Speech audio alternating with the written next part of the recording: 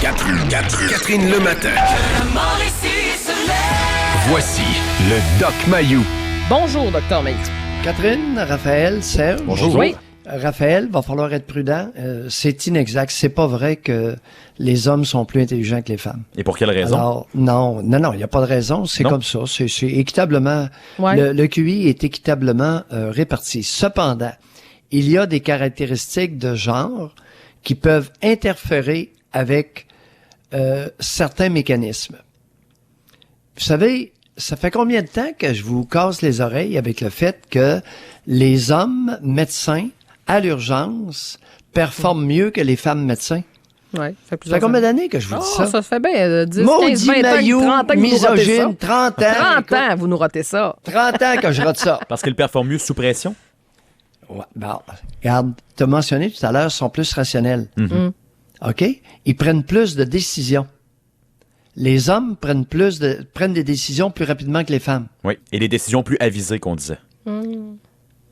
Oui, Catherine. Oui, OK. Oui, oui. Non, Maintenant, avisé, je sais sur pas. Ouais. Oui, plus avisé. OK, parfait, OK. Ça vient pas du misogyne à Mayou, là. Non, c'est pas ça, je réfléchis. Ça vient de là. Rafi Toutou. Moi, mais Rafi Toutou, quelle est son expertise pour pouvoir affirmer Ben, le tout? non, mais Rafi Toutou, il graphine beaucoup autour du globe. OK. Rafi Toutou étant Raphaël. améliore Oui, le j'adore niveau quand de vous m'appelez comme connaissance de la Mauricie. OK, parfait. Rafi Toutou. OK. Ça, c'est Raphaël en passant. Pour ceux, c'est ça qui se questionne. Mais, Docteur Mayou, je reviens à mon... Bon, mais attendez un peu, OK. continuons. Mais Continue. pourquoi intelligence égale, les hommes prendraient plus de décisions plus avisées sur des moyennes de groupe? Là, on va faire attention, là. Hey, les misogynes, là, je vais vous enfarger. OK? Moyenne de groupe. Oui. Moyenne de groupe. Ça veut dire qu'il y a des femmes aussi qui peuvent prendre des bonnes décisions. Oui. Hein? J'espère. Il y a même des femmes noires qui peuvent prendre des bonnes décisions. Mais sur des moyennes de groupe, il y a une différence de genre sur des moyennes de grands groupes. OK. Il y a des femmes, j'en ai connu une, Louise, celle qui est avec son mari au Texas, là, dont on entend parler de temps en temps, son mari qui était incarcéré, qui était un de mes amis. J'ai oublié le nom. Okay, ben là, c'était la meilleure. Et écoute, elle était dans les tops d'urgentologues qui a passé à Trois-Rivières. OK. C'était pas la meilleure. Elle était dans le top, avec quelques autres, Oui. dont son conjoint. Est-ce que c'est Louise Et Lamar? c'était une femme. Louise Lamar. Oui, avec Merci, Jacques Roy, son Rafi Toutou. conjoint. OK. Pardon, avec Jacques. Exact. Ouais, mais là... Alors, c'était dans la crème. Ils ont pas été les seuls, mais ils étaient dans les 10 meilleurs que j'ai connus urgentologues dans ma carrière. OK. Puis, Mais oui. je serais Oui. curieuse de voir dans le... C'était une femme. Ouais, ben oui, mais oui, il y en a des femmes là, qui Voilà. sont intelligentes, Mais- qui ont les capacités. Mais je vous ai confié Oui. qu'à plusieurs reprises, le matin, en allant faire des consultations pour mes patients psychiatriques qui étaient rentrés la nuit à l'urgence, la femme urgentologue venait pleurer dans mon cochon. Je vous ai dit ça, puis ça fait longtemps.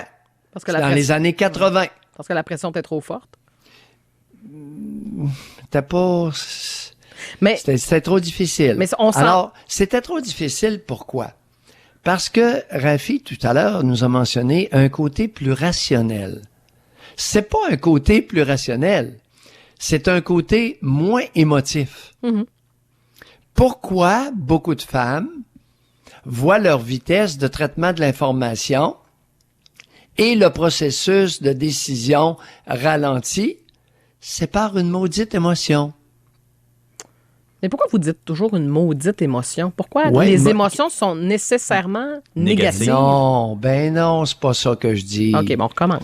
Bon, on recommence. Alors, Moins une vite, je suis une femme. Donnez-moi une chance. Ah, oui. Non, mais t'es bonne. Hey, non, je vais te flatter tantôt avec petit Paul. C'en est une des T'as été intelligentes, bonne- hein, Doc? T'as été bonne en maudit. Raph, écoute, ce matin avec petit Paul, je t'ai dit qu'elle l'avait, notre Catherine. OK, bon, pas Oui, pire. oui, puis je vais y revenir. Non, mais c'est pas ça. Maintenant, OK, allez-y.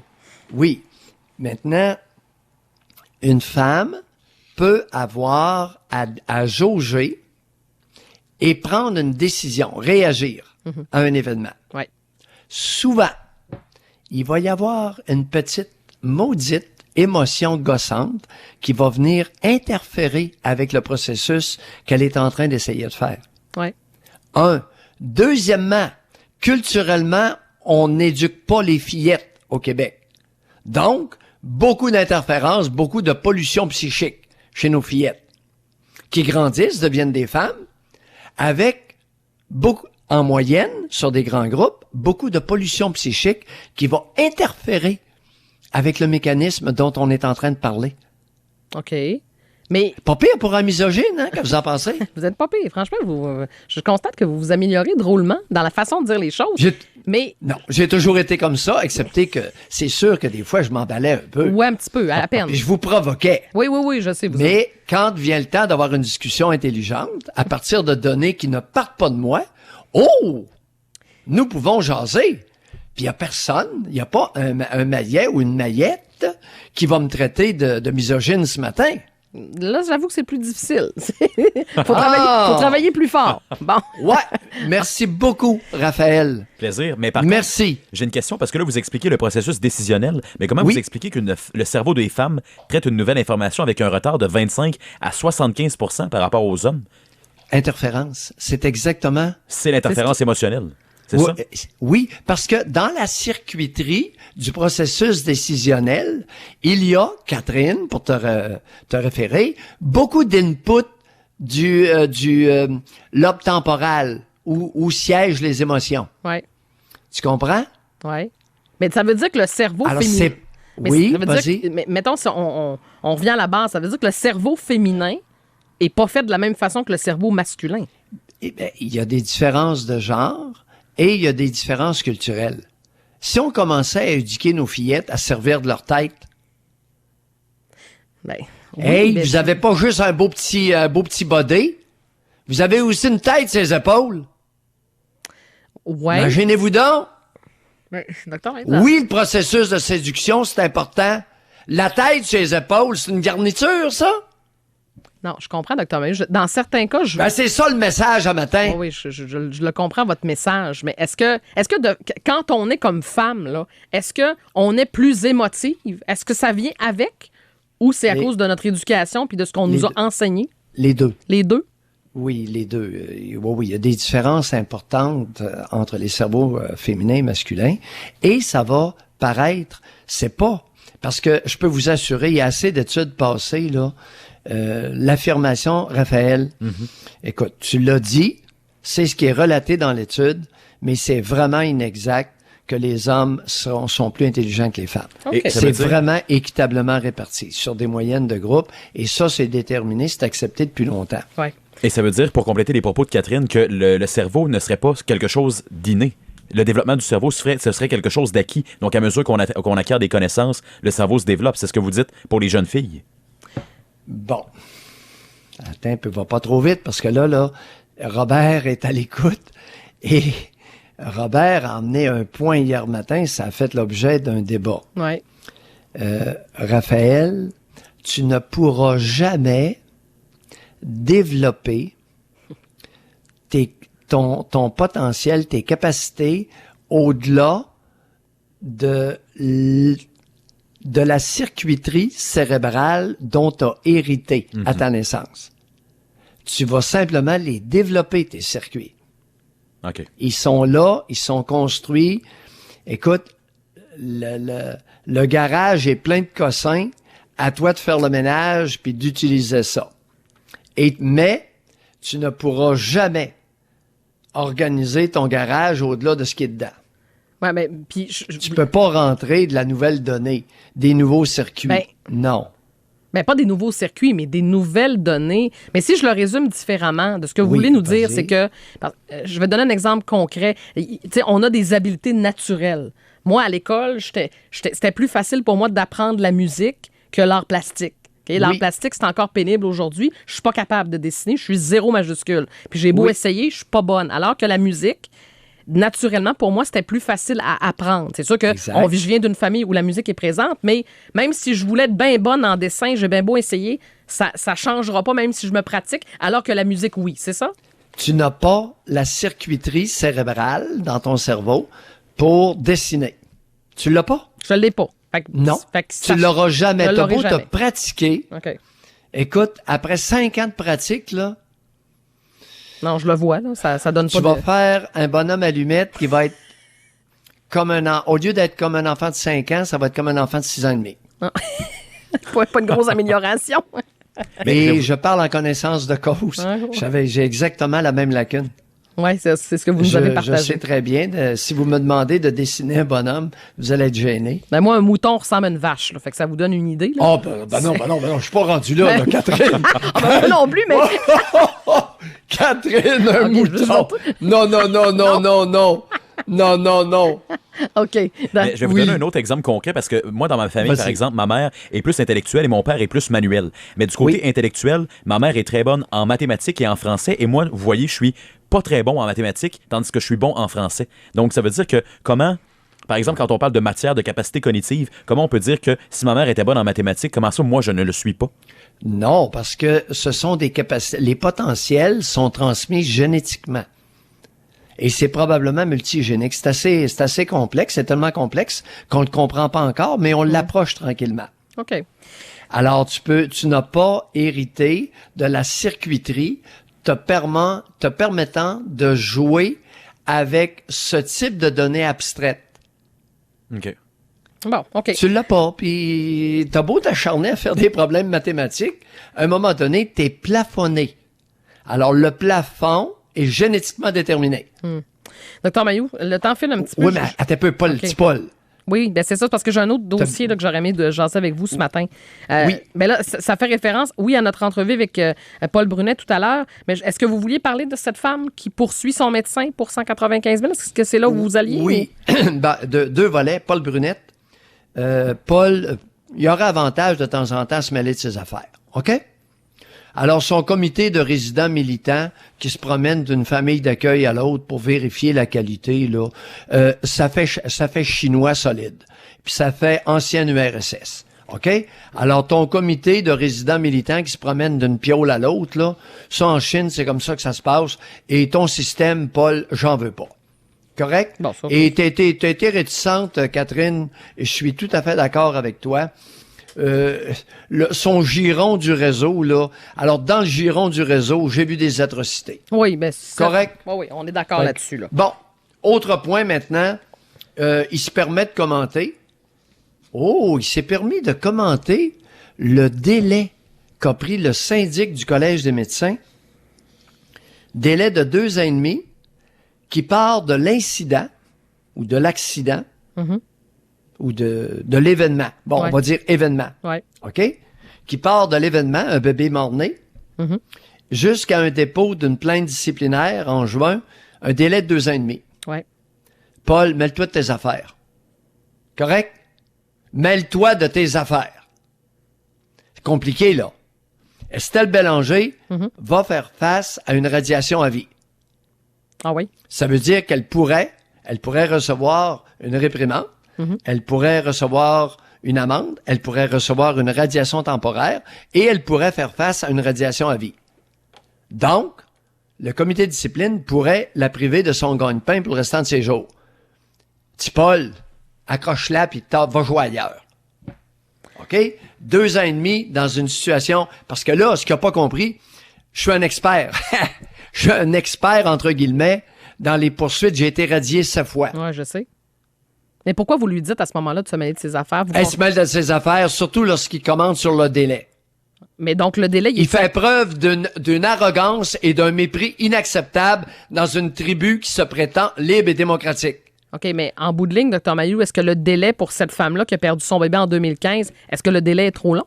Non, pas nécessairement. Pas nécessairement? Non, Mais non, non. C'est complexe, C'est par très- exemple? Écoute, la démarche d'enquête est d'une complexité Ah oui? incroyable. C'est pas l'enquête, c'est la mise en accusation devant un comité de discipline d'Estelle. Ouais, mais... Ça prend l'enquête. Écoute, écoutez-moi bien. Ouais. D'abord, ça prend l'enquête. OK? Oui. C'est compliqué d'obtenir l'entièreté des dossiers médicaux. Il faut s'assurer qu'il manque rien partout. À l'hôpital, OK? Au bureau des gynécologues. Ensuite, s'ils ont des doutes ou des questions, là, ils sont obligés de recruter en quelque part, dans la même région autant que possible, 2 gynécologues qui vont analyser tout ce que le syndic va leur remettre et produire un rapport d'expertise. OK, fait que ça peut être long, là. De là, le délai. Mais Dr Mailloux, dernière question pour vous. Parce que on parle du Dr Estelle Bélanger, OK? C'est le médecin qui est poursuivi par Audrey Caillé du côté de Masquinongé. Dr Bélanger, c'est la 2e fois que ça arrive. Elle avait fait face à une poursuite en 2003 du côté du CHRTR. Elle avait été poursuivie en compagnie d'un autre médecin, encore une fois pour le décès d'un bébé. Est-ce qu'en bout de ligne, le syndic en tient compte de ça? Est-ce que c'est la 2e fois? Oui. Écoute, c'est vraiment complexe, oui. Oui? C'est OK. sûr que, oui. OK. C'est sûr que devant les antécédents d'un médecin, devant le comité de discipline, vont devoir être traités. C'est un dossier, et je l'appelle Estelle, je la connais pas, mais je le dis avec respect. C'est un dossier énorme. Oui, j'imagine. Bon, maintenant, j'en profite. Je vais essayer d'aider, là, Audrey Caillé ce matin. Audrey Caillé a été, à mon avis, induite en erreur. Dans le Journal de Montréal, on nous dit sous la photo, je cite, « Elle a conservé, référant à Mme Caillé, elle a conservé les photos prises après son accouchement du nourrisson décédé. Une pratique qui aide les parents qui vivent un deuil prénatal. » Périnatal. Hein? Un deuil périnatal. Mm-hmm. Catherine? Oui. Je suis en total désaccord avec cette façon de faire. Ah oui? Pas de photo du bébé décédé. Madame Caillé, on range tout ça dans des boîtes qu'on monte au grenier. Dans l'article, Oui. elle avoue, 2 ans plus tard, je ne suis pas capable de faire mon deuil, j'y pense tout le temps. Mm-hmm. Madame Caillé, vous y pensez tout le temps parce que la photo est devant vous et même un lampion près du lit. Je vous suggère de tout enlever ça. Vous avez été induite en erreur. Donc, ça aide pas. Selon Mailloux. OK. Non seulement ça aide pas, ça nuit. Ça nuit. Qu'est-ce que ça fait sur le plan de la neurocircuiterie? Ce qu'on lui a suggéré, la photo du bébé mort-né, impose dans la mémoire récente, c'est-à-dire d'il y a quelques minutes, constamment cet événement-là, qui ne peut pas, pendant la nuit, être relayé dans un tiroir de la mémoire ancienne. Parce que à chaque jour, constamment ramené à la mémoire de la journée. Je comprends. C'est épouvantable ce qu'on a fait à cette dame-là. Madame Caillé, je ne sais pas qui vous a mis ça dans la tête, mais on vous a exposé à une torture jusqu'à votre mort si vous continuez comme ça. Alors, Une torture quotidienne. Alors, vous lui conseillez d'enlever ça, d'enlever la photo. J'affirme que ça prend un être humain sadique pour recommander ça à une mère qui accouche d'un bébé mort-né. OK. C'est capté, Dr Mailloux. Ça prend une femme qui a un profond fond de sadisme.